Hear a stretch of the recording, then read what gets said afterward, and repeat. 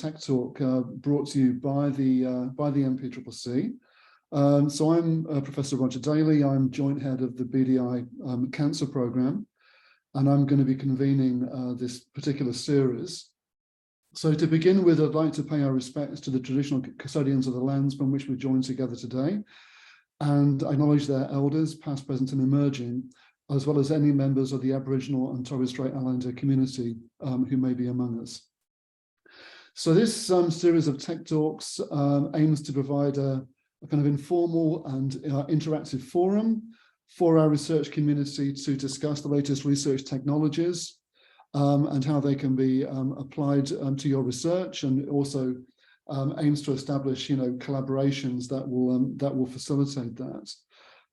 There should be plenty of time for questions and answers at the end, and so please join in that discussion, and don't be afraid to ask any questions ranging from the technical to the theoretical and so on. Today I'm very pleased to welcome Dr. Thierry Jarde, who's a laboratory head in the Department of Anatomy and Developmental Biology at Monash, and he's our guest expert today, and he's going to be talking about the use of patient-derived tumour organoids to model breast cancer.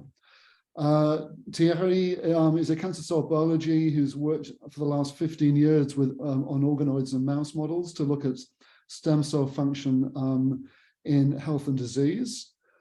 He's been really pivotal in establishing the BDI organoid program with Helen Aberd, and this includes a patient-derived breast cancer organoid bioresource. And what he's going to be talking about today is the establishment and the application of this resource and how it can be characterized via multi-omic approaches. So I'm very looking forward to this, Thierry, and seeing the latest developments with this work. So I'll hand over to you now, and I'd just like to request that everyone mutes, please, so that we don't get any sound interference. So over to you, Thierry. Thank you, Roger, for the very nice introduction and for the invitation today. Thank you, Hannah, as well, for the invitation. It's a real pleasure to be here with you today. And as mentioned by Roger, the point of this tech talk really is to describe the organoid technology and specifically the development of this breast cancer organoid resource. It's the multi-omics characterization, and really the use of this technology to, the main point of this technology for us would be to perform personalized therapy for cancer patients. So the organoids are actually becoming more and more used in research worldwide. And if you look at this figure, this is the number of publications across the last 22 years that includes the word organoids. And you can see that in the last 10 years, there's a very strong increase in the number of publications that incorporate organoid research. And this really reflects the fact that these organoids are becoming a very gold standard for in vitro studies, for basic fundamental research, as well as more translational research. And these organoids really sits at the interface between standard two-dimensional cell lines that were established decades ago and have been very useful in the field. So an interface between these 2D lines and the more advanced in vivo models, so transgenic mouse models or xenografts. And what we believe in, at least in my opinion, was the driving force in the use of these organoids in cancer research was this paper that was describing for the first time, and it was really mind-blowing when it was published in 2009, the characterization of culture conditions that would allow intestinal stem cells to self-assemble into mini guts. And really in this field, it was the first time this was achieved. And what was the beauty of this work by Toshi Sato in Hans Kieber's lab was really the characterization of the growth factors that were required to form mini organoids. And for people that are not really familiar with the intestinal field, you can see, can you see my arrow pointing on the, yes, okay. So for those of you that are not really familiar with the intestinal tissue architecture, they contain basically two main compartments. The crypt compartments here that contain essentially stem cells at the bottom and proliferative cells, and the villus compartment that contain differentiated cells. And there's a very maintenance of these proliferative cells here, differentiation that occur in the villus, and cell death occurring at the top. And what was amazing with the culture conditions identified by Toshi Sato was that this specific cellular composition, architecture, and maintenance of these processes was observed as well in vitro in these organoids. These organoids basically contain these crypt domains that are facing the lumen of the tube, and these crypt domains contain intestinal stem cells, as well as proliferative cells and more differentiated cells in the middle. And if you do a 3D reconstruction of an organoid, like we did in the lab, you can really see here the presence of these crypt domains containing these green Ki67 positive cells, as well as the FB2 positive stem cells at the bottom of the crypts. So this model was for the first time allowing scientists to really study in vitro processes involving stem cell maintenance, differentiation, proliferation, and cell death, and really mimicking the in vivo condition. With one limitation, though, at this stage, is that we only study the epithelial population at this stage, which can be extremely useful because you can focus specifically on this population, and you can potentially rebuild the complexity of the tissue by adding more cell populations. So there's nothing stopping you for making co-cultures, for example, with immune cells or fibroblasts with these epithelial organoids. And from this publication, later on, new publication really described the formation of organoids from a huge variety of tissues, including stomach, lung, liver, and mammary gland organoids from both human and mouse. And here at Monash, we've been able to establish a huge bioresource of breast, colorectal, colon organoids, as well as stomach and small intestinal organoids. But we also established organoids from mouse tissues, including small intestine, colon, stomach, as well as mammary gland. And we were very keen to develop a breast cancer organoid bioresource at Monash because we also had the expertise. We demonstrated in 2016, we basically identified in 2016 the culture conditions that were allowing mammary epithelial cells to be maintained in culture and generate mammary organoids. And indeed, if you take mammary glands, mouse mammary glands, that you dissociate the epithelial cells, and you plate these epithelial cells into a 3D matrix, that this 3D matrix really is like a gel solution, a jelly solution that allows cells to basically self-assemble in a 3D structure. And you apply the right cocktail of growth factor, you can form these very lovely budding organoids.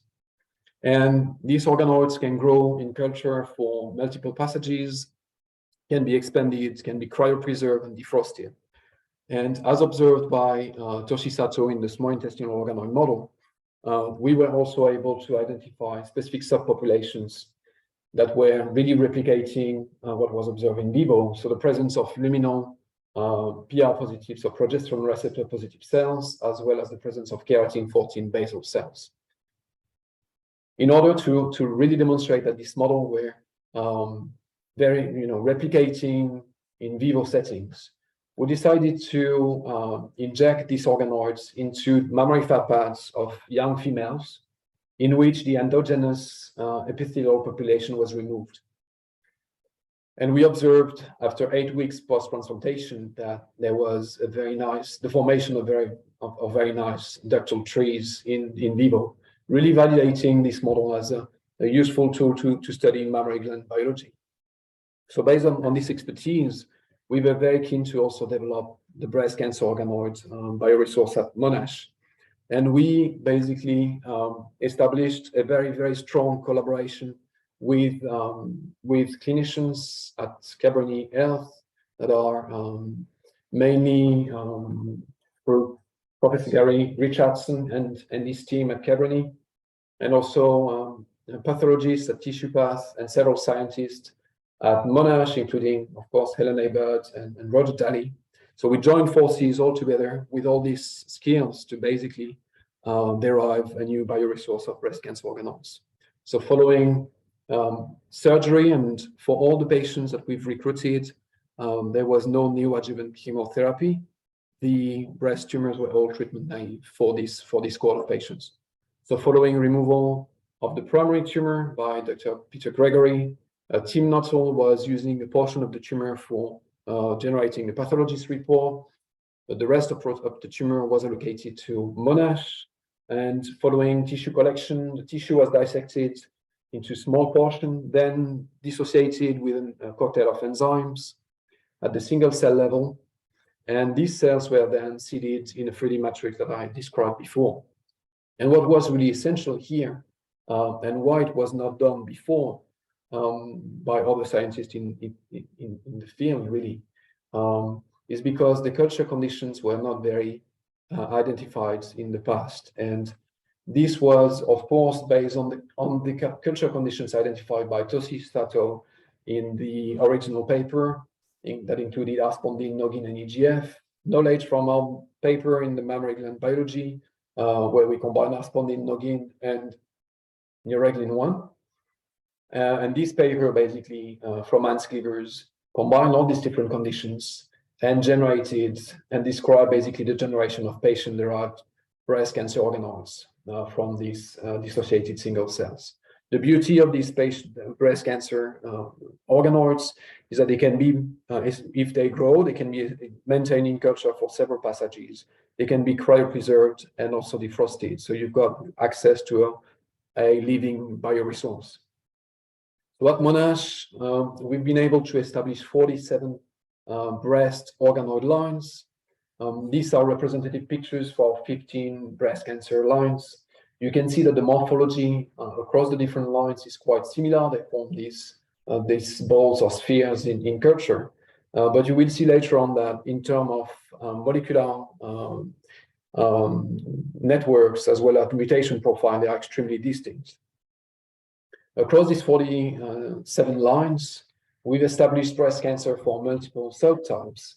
And we know that breast cancer is an extremely heterogeneous disease, and different subtypes are identified, including luminal A and luminal B that are enriched for estrogen receptor and progesterone receptor. The HER2 enriched subtype that overexpress HER2, the transmembrane receptor, or the triple negative subtypes that do not express ER, the estrogen receptor, no expression of progesterone receptor, and no expression of HER2. And the triple negative subtype is one of the most difficult to treat and the most aggressive subtype.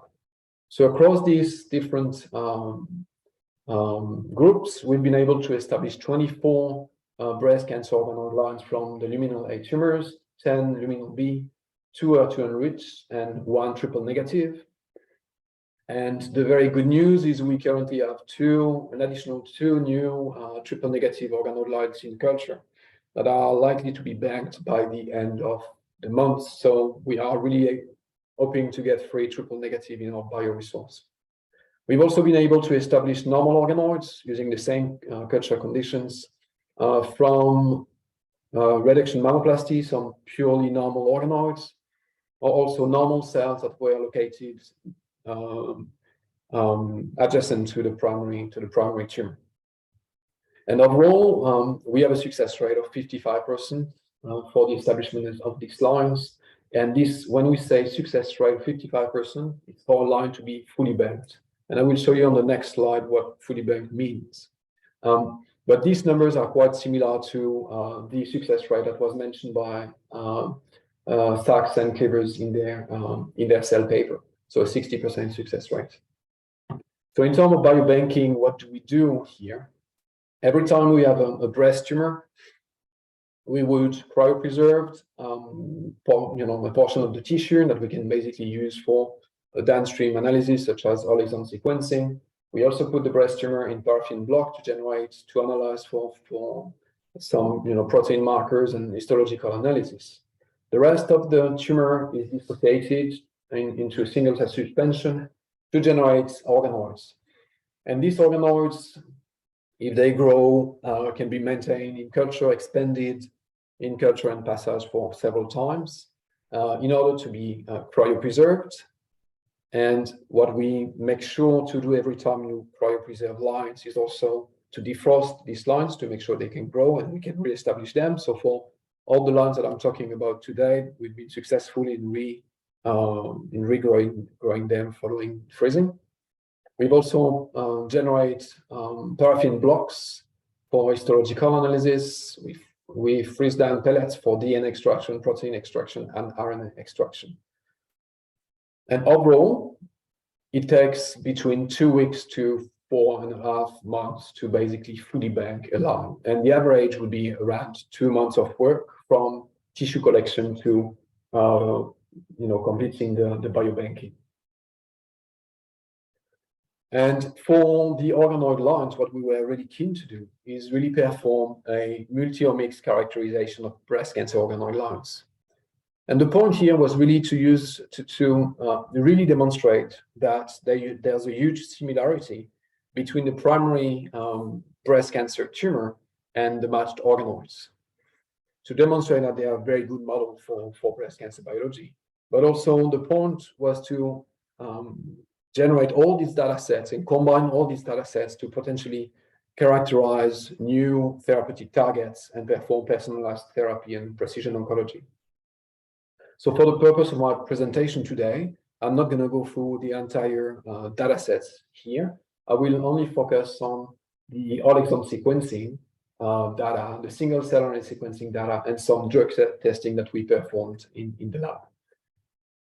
So, and if you have any questions about proteomics, for proteomics, feel free to ask Roger at the end of the presentation, because it was basically performed by his lab. You can ask me about histology later on if you want to. So I would like to start with the whole exome sequencing part. We perform an in-depth sequencing for 16 breast cancer organoid lines and their primary tumors. And this figure is showing you on the y-axis the number of driving mutations for 16 different lines. So there are, at the bottom here, we've got human breast cancer number 2 up to human breast cancer organoid number 41. And the color code here is showing you in red the mutations that are found only in the organoids, in green the mutations that are found in the primary tumor only, or in blue the mutations that are shared between the organoids and the primary tumor. And you can see that across the board, most of the mutations are shared between the primary tumor and the organoids, suggesting that there's maintenance in culture in the organoids of these driving mutations. You do have a couple of examples here where the mutations for HPC17 and HPC41 are not shared. They are not recapitulated in the organoids. They are found in the primary tumor essentially, but not necessarily in the organoids. So this also really demonstrates that for lines that you generate, for any breast cancer organoid lines that are generated, it's very essential to perform in-depth characterization and whole exome sequencing to really identify whether they match the primary tumor. And indeed, when you look at specific genes, so on this side, you've got 8 different pairs, organoids and primary tumor. And on purpose, I selected the HPC41 line. So for all the other lines, you can see that there's a very nice similarities in terms of mutation profile and the type of mutations between the primary tumor and the organoids for these 7 lines, which is very exciting for us. But you can also see that for the HPC41 primary tumor, you can find these set of mutations that are not detected in the organoids, suggesting that the validation is very essential here. And we also believe that there are another mechanism that is potentially in place to explain these differences. It refers to heterogeneity of the breast tumors. And we know that in breast cancer, they are different. In a breast cancer tumor, there are potentially several different clones that can give rise to specific clonal populations within the same tumor. And indeed, if you use the SuperFreak software to identify the clones in a primary tumor, Here you can see that for HPC5 primary tumor, this tumor is composed of 3 distinct clones, the green one, the red one, and the blue one here, that are driven by mutation in AKT1, TBX3, or HDAC4. And if you look at the organoids, you can see here the maintenance of these 3 distinct clones with the same specific set of mutations. If you look at another organoid line and tumor line, HBC36, you can see that for the primary tumor, you've got 3 distinct clones that are driven by specific mutation in CACNA1D, PMS1, or KRNP1. But in the organoids, only 1 clone is maintained. And there's also appearance of a new clone driven by a MIB mutation. So we can see here that there are potentially also differences in the number of clones that are maintained in the organoid culture. And this can be explained by the fact that when we collect the tumor, we keep a portion of the tumor to perform whole exome sequencing, and another portion of the tumor to basically generate the organoids. So you might have already in these 2 portions of the tumor distinct clones that will be basically explaining the difference that we see here. There's also potentially another explanation, is the fact that we use culture conditions that are also highly enriched for Wnt activation. And you might have some clones in the primary tumor that are that can grow in these specific culture conditions, or you might have other clones that might not specifically grow in these culture conditions. So you might enrich for Wnt clones and not enrich for the other clones, and therefore you might have appearance of new clones. That would be an extremely rare population in the primary tumor. And what we are really keen to do now is try to understand across these 16 different lines, what are the clones that are likely to disappear in organoid culture versus the clones that are appearing, in order to really identify the set of mutations that are driving the proliferation of these clones in culture, and potentially also define new culture conditions to maintain the clonal complexity in culture. So, but we overall believe that there's a very nice concordance between the primary tumor and the breast organoids for the majority of the lines that we've generated. So to move on to the second part, where we were very interested in really studying or having an idea of the heterogeneity within lines and across multiple organoid lines at the single cell level. So we performed this single cell RNA sequencing across 6 breast cancer organoid lines and 2 normal breast cancer or breast organoid lines. But for the purpose of my talk and due to time constraints here, I'm just going to focus on the 6 breast cancer organoid lines. And as you can see here on this UMAP, we basically identified across the luminal tumors, so HPC5, 20, 35, 36, and 41 are all luminal tumors, either luminal A or luminal B. And we've included HPC14, which is a triple negative tumor. And we basically asked the software to identify the different clusters that were parts of these different lines across these 6 lines. You can clearly see that the profile of expression in terms of clusters for HPC5 and HPC35 seem to be matching quite nicely. This is also the case for HPC20, 36, and 41, where you can see the appearance of these 2 main subclusters in blue and in pink here. And what was quite also striking is that the HPC41 have a cluster, and in the appearance of this specific cluster suggesting that they have a unique molecular signature. So you can see here across these 6 different lines already some specificity across these potentially subtypes, but there's also huge heterogeneity across these organoid lines. And if we focus on HPC14 specifically, we were able to identify 6 different clusters. Either this can be explained by the presence of different clones in culture for HPC14, or also could be explained by the maintenance of maybe more stem-like or progenitor-like cell populations versus more differentiated cell population that would explain all these differences. And the same results is observed across all the different lines that we've analyzed, where there's a huge heterogeneity of cell populations, of epithelial cell populations. So what we are really aiming to do now is really characterize the similarities between these different organoid lines coming from distinct tumor types with the single cell RNA sequencing atlas that has been generated by Alex Warbrick at the Gavin, because he analyzed a set of tumors, breast cancer tumors at the single cell resolution. So we're going to use this atlas to see whether they nicely match with our organoid data set. And finally, what we've been very keen to do was performing drug testing and demonstrating that we can use breast cancer organoids as a proof of principle to really identify susceptibility, drug susceptibilities. And what we've done, and I'm going to give you two specific examples, and this work was supported by the CAS Foundation. So we generated organoids from patient HBC5, HBC30, and HBC35. These 3 patients following resection of the primary tumor undergone a chemotherapy treatment with a combination of doxorubicin, cyclophosphamide, and paclitaxel. So we were very keen to mimic these type of treatments in organoid culture.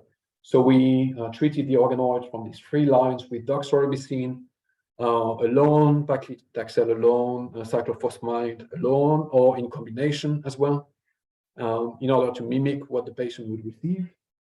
And I'm just showing you here the result for doxorubicin. You can see that by increasing concentration of doxorubicin, you've got different type of response. All the organoids tend to die with increasing concentration, but HBC5 appears to be more sensitive to the drug compared to HBC35. And indeed, if you look at the IC50, so the concentration of drug required to kill 50% of the organoids, HBC5 has an IC50 of 0.1 micromolar versus HBC35 with a IC50 of 0.17 micromolar. So there's potentially a 10-fold difference between HBC5 and 35.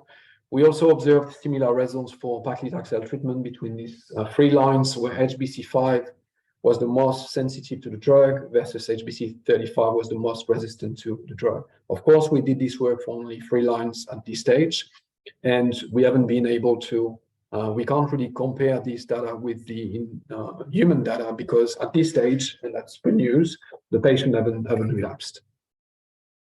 We've also used the breast cancer organoid technology as a proof of principle in this work in collaboration with Roger, that was interested in FGF receptor targeting. So specifically FGF receptor 4. We screened all the organoid lines, the breast cancer organoid lines that were available in the lab, and identified this luminal A HBC22 that was enriched for FGF receptor 4 expression, and this luminal A HBC30 that was not expressing FGF receptor 4. And we were keen to target FGF receptor 4 using a specific inhibitor. And as you can see here, you've got the control at the top and the treatment with the FGF 10 micromolar of this inhibitor.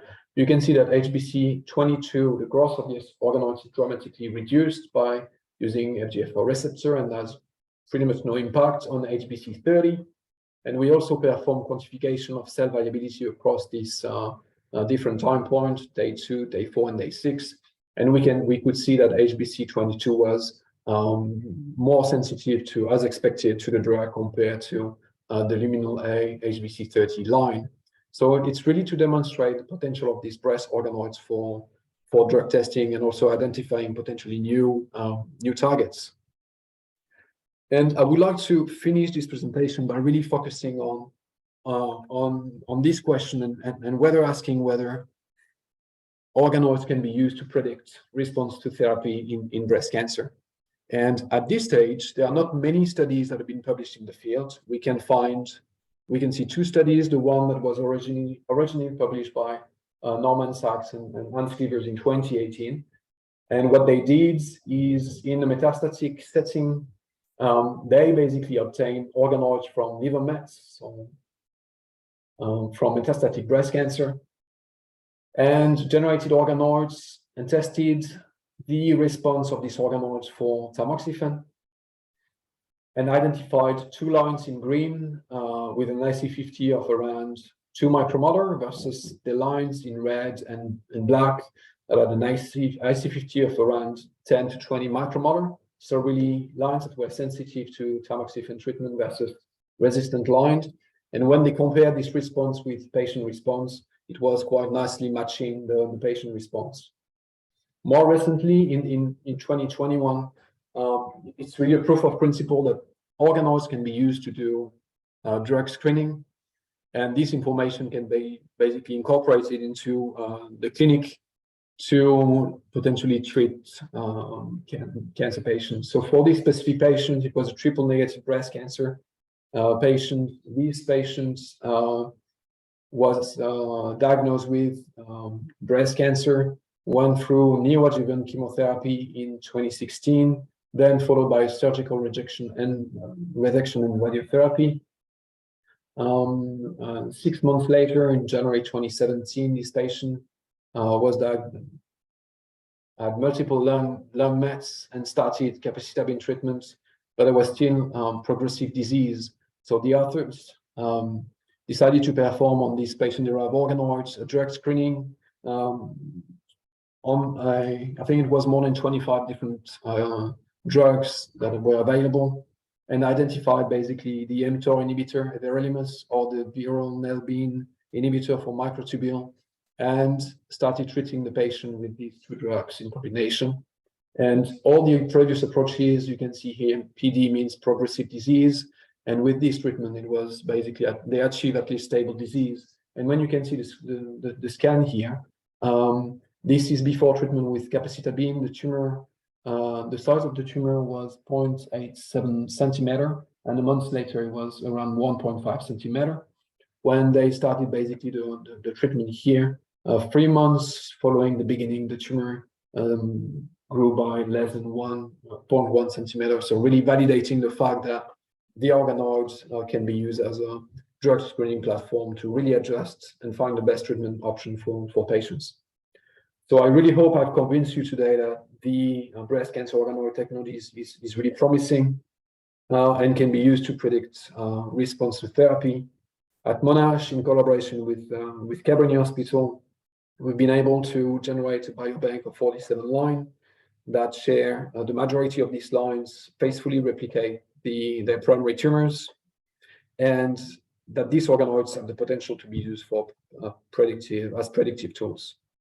So to conclude, I would like to thank all the people who have been involved in this work, particularly the Monash BDI organoid program, specifically Dr. Genevieve Kerr, a laboratory of Helen and Roger, our amazing clinical collaborators, especially Professor Gary Richardson, that initiated this project with us in 2018, and Dr. Dilys Lung and Dr. Jasmine Accor that are working between basically Cabrini Hospital and Monash to grow the organoids, our pathologist, Tim Nuttall, and finally, fantastic support from the Monash bioinformatics platform, especially Dr. Stuart Archer, Dr. Laura Perez-Jimenez, and Dr. Dee Davison for their support with analysis of whole exome sequencing and single cell RNA sequencing data sets as well. And of course, all the funding bodies that supported all this work for all these years. Thank you very much. Very happy to take questions and discuss. Great. Thank you very much, Thierry. Maybe if you could kind of stop sharing so I can just see the audience here. So do we have any questions at all from the floor? No hands up yet. Do you want to just maybe elaborate a bit, Thierry, about the work you're doing, introducing additional cell types into those cultures? Yes, I mean, there are some, because at this stage, that's what I mentioned at the beginning, the organoid technology allows the maintenance of epithelial cells in culture. But the other cell types don't really, they can be enriched and they don't grow in these culture conditions. So if you want to build complexity, then you need to establish other cell populations using different culture conditions that you can potentially combine them together to start building this complexity. So what we've been doing using the breast cancer organoid bioresource, but also the colorectal cancer organoid bioresource, was to generate from the primary tumor organoids as well as fibroblasts, and doing co-cultures between these two populations.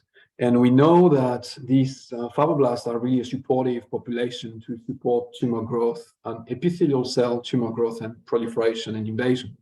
And what we've observed in organoid culture is when you put the organoids in the presence of fibroblasts, they grow much, much quicker.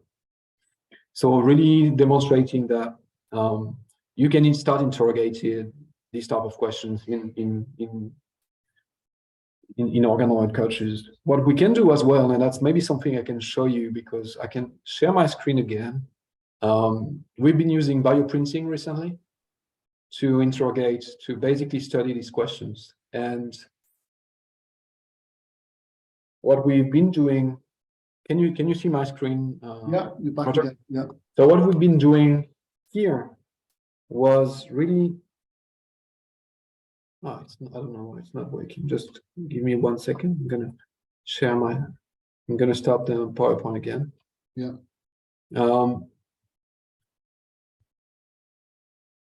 Yeah, you should be able to see the screen now. I'm just gonna go to the bioprinting part. What we've been doing recently was using colorectal cancer cells obtained from organoids or their matched fibroblasts, and we could do some bioprinting on this plate where we seeded only the colorectal cancer cells or a layer of fibroblasts at the bottom and the organoids, the colorectal cancer cells on top. And if you do that, you can see that you can also, what the beauty of bioprinting, and you can put the fibroblasts in very specific locations, far away from the cells or in close contact to the cells. Even if there are huge heterogeneities in fibroblast populations, you can start building this complexity by putting different populations of fibroblasts in different locations. But we had a very basic approach where at this stage, we put the fibroblasts at the bottom and the organoids or the single cells on top. And if you do that, you can see that at day 4, the single cells coming from organoids basically just attached the plastic and started dying. But if you do that with the bottom of fibroblasts, you can form these 3D structures and maintain this 3D structure of organoids outside of matrix gel. So that was the beauty of this, is we don't need this matrix. We didn't use the matrix here to generate these 3D organoids. Okay. So you can start building complexity with bioprinting. You can use also this, I can't find a word anymore, bioengineering tools to start also. Yeah. Great, thanks, Thierry. So Gary, you've got a question. Not so much a question, just a couple of comments. The first one is great presentation, Thierry. I think it's a great partnership we have. Roger's involved, and I think we're really starting to see the fruits of the labours, having started a few years ago now. Always takes a little while to get going. Yeah. The thing that I've always thought that was going to be incredibly exciting is a couple of things. The first one is the idea that we potentially can identify things that may help us treat the patients better or put them into better risk groups, biomarkers, and things like that. And I think the second thing is the tumour microenvironment. So that this interplay between fibroblasts and the tumour cells, I think, is incredibly important. And I think that this is going to set a great foundation for us to be able to then go on and do much more meaningful drug testing. And as I said before, the metastatic project, I think, is really important because you're looking at patients that will live for a number of years. You can take their tumours and create organoids and test them. And while it may not occur in real time with their first line of treatment, it may significantly affect their second line of therapy, as was shown in that case study that you presented. So I think all of this is very exciting. Well done. Thanks, Gary. Yeah, thank you very much for Okay. collaborating with us. We are extremely fortunate. Cool. Teresa? Teresa? Hi. Hello. Great talk and great resource. Just kind of off the back of this bioengineering and the co-culturing, I've been thinking a little bit about hydrogels and modulating the stiffness and going beyond matrigel, and it seems like these organoids can be cultured independent of matrigel. So what are your thoughts on, or what has been done already in the field on culturing breast cancer organoids with different hydrogels? I haven't seen many publications using the breast cancer organoids. I think and in the field in general, we haven't seen many publications on breast cancer organoids. I think it comes down to the fact that they are difficult to work with. So you really need to have the right expertise to grow them and maintain them in culture. So people tend to, for this type of studies, tend to use, mouse small intestinal organoids because they are very easy to maintain in culture, or some human small intestinal organoids for the same reasons. And there are some work that has been done at the SPN in Lausanne, really looking at stiffness and developing some, defined matrices to maintain the organoids in culture. Here at Monash, the organoid program collaborated with the engineering department to study some hydrogels and trying to grow mouse small intestinal organoids on these hydrogels. It was giving promising results, but not to the extent of what the matrigel can do. And at this stage, we've done a lot of testing on some of these defined matrices that were generated by different companies, and we haven't identified matrices that can recapitulate the phenotypes that we obtain with matrigel at this stage. But I agree with you, it would be amazing if we can come up with really defined matrices for the organoid work. So one of the things, and you mentioned stiffness, which I think is really important in the context of breast cancer, often, especially around these triple negative breast cancers, you've got quite a stiff extracellular matrix.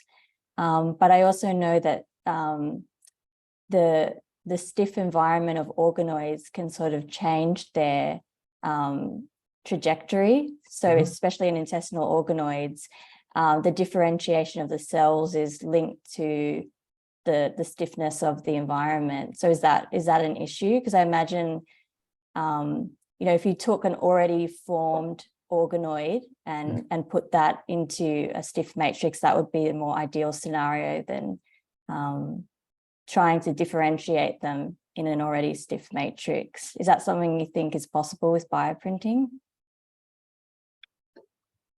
I think it would be possible, but what you might, as you mentioned before, if you drive differentiation of the organoids, you might, with manipulating stiffness, you might be able to study the organoids for a short period of time, but not maybe for an extended period of time if they differentiate and don't maintain, stemness as well. But it's definitely something that we would be keen to study in the organoid program. Yes, no, I agree, and this is very very important questions for us. Thank you. Okay, Peter Korb has got a question here about emergence of resistance. Will tissue biopsy be required again after resistance occurs in the patient, or is there useful information in an original organoid before resistance is identified in the patient? Suppose that depends how much information you've got from the primary cancer in the first place, but I'll hand that over to you, Thierry. Well, I guess for this and when you look at the case study that I presented, and I just want to mention also, and I didn't mention that during my presentation, the two studies that I discussed are only based on a very limited number of patients. The first one was 7 patients. The second one, it's 12 patients. So and it was published, the second one, in 2021. So we still early days in terms of for breast cancer, still early days in terms of predicting drug response. It's looking promising, but still early days. And we need to do more clinical trial, I guess, to really identify whether they can predict or not. But in this case report, they really used the primary tumor, the original primary tumor from the breast, to identify the treatments that could affect basically the Mets. So here there was really a strong correlation between mechanisms of potentially resistant, strong correlation between the drugs that could be used to treat the primary versus the Mets. But I agree with you that you might be able to come up with potentially new drugs and new options if you then culture liver Mets or any Mets from the primary disease, especially post-treatment. But clearly in this example, it works. Yeah, it worked quite nicely. It's probably a case-by-case thing. I mean, if there's a trunk mutation that kind of carries on through to the Mets, yeah, and that confers a vulnerability, and then the information you get may well apply to the Mets as well as to the primary, but there's likely to be new mutations which occur during metastasis, and that FGFR4, which you flagged, this is why I'm interested in it, because mutation of FGFR4 is associated with metastatic spread of luminal breast cancer. And there, you would have a new vulnerability which you'd only pick up in the Mets, in the organoids from the Mets. Yeah. Any other questions at all? No? But I haven't, just to follow up on in terms of clonality, I think it would be worse also if we can. It's quite challenging clinically to obtain the primary tumor and then the Mets from the same patient, and to generate organoids that would grow for both conditions. But it would be amazing if we can look in these two settings at clonality and presence of different clones. That would be very important information. Absolutely, yeah. And I think it's an interesting question. I know that we've discussed this just the other week about whether the actual culture conditions should vary for the organoids from Mets compared to the organoids from the primary, because maybe when the cancer cells go to the liver, for example, they're exposed to different growth factors and matrix and so on, and so it's possible that the optimal growth conditions for the metastatic organoids could be different to those from the primary, but that's something we'll have to look at. I agree, and I also believe that we also need to improve the culture conditions for the primary, for primary tumor and primary organoids, because there are some clones that tend to basically disappear in organoid culture. So we still need to improve that, and I really believe that studying the microenvironment and the interactions between fibroblasts and epithelial cancer cells can really help us defining new culture conditions. Right. Okay, all right. Well, thanks everybody. Thanks Thierry for a great presentation, and also thanks everyone for a great discussion. The next tech talk is next week on the 18th, and we've got Marshall from Nanostring presenting there on the power of spatial biology, and a bit of overlap, I guess, from that and this presentation today.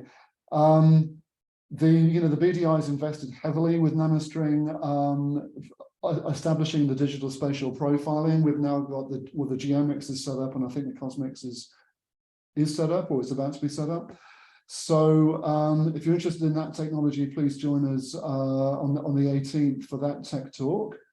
And you can keep up to date with the tech talks and the precision cancer seminars from the MPCC newsletter and the website. So thank you, everybody, and I'll look forward to seeing you all for the next tech talk next week. Okay, thank you very much, and thanks, Thierry.